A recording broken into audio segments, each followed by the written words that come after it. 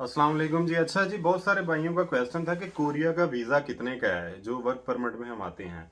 अच्छा, तो इसमें मैं आपको बता दूं कि कोरिया का जो वीज़ा है वो बिल्कुल फ्री है। असल में इसके प्रोसेस में जो आपके पैसे लगते हैं, जो मतलब आपके एक्सपेंसेस लगते हैं, वो आते हैं।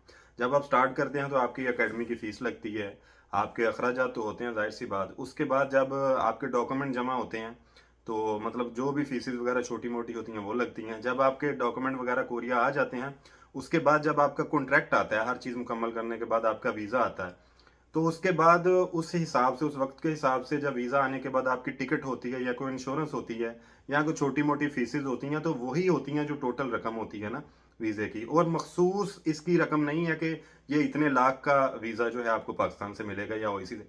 वीज़ा बिल्कुल फ्री होता है। इसके जो प्रोसेस में एक्सपेंसेस आते हैं और एंड पे जो टिकट के अखराजात आते हैं या कोई इंश्योरेंस वगैरह आती है, तो ये अखराजात होते हैं।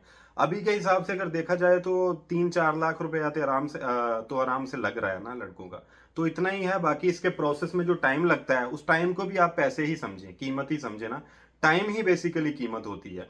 तो इसका प्रोसेस थोड़ा लंबा है। और दूसरी बात यह है कि ये हर किसी को मिलता नहीं है, लेकिन जो लड़के आ जाते हैं, जाहिर सी बात है, ज्यादातर तो आ ही जाते हैं, जो इस प्रोसेस में हैं, जिनका नाम आ जाए, जो टेस्ट पास करते हैं। लेकिन 100% लड़के आज तक नहीं आए। इसको 50% लगा लें या 60% लगा लें, 100% नहीं आते। लेकिन हाँ, मेन मुद्दा यही है कि इसकी कोई मतलब कि फिक्स प्राइस नहीं है कि ये वीज़ा इतने का।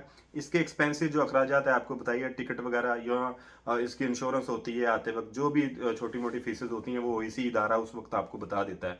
तो यही इसके एक्सपेंसिव हैं, अदरवाइज इसकी कोई फिक्स कीमत नहीं है। अल्लाह हाफिज़।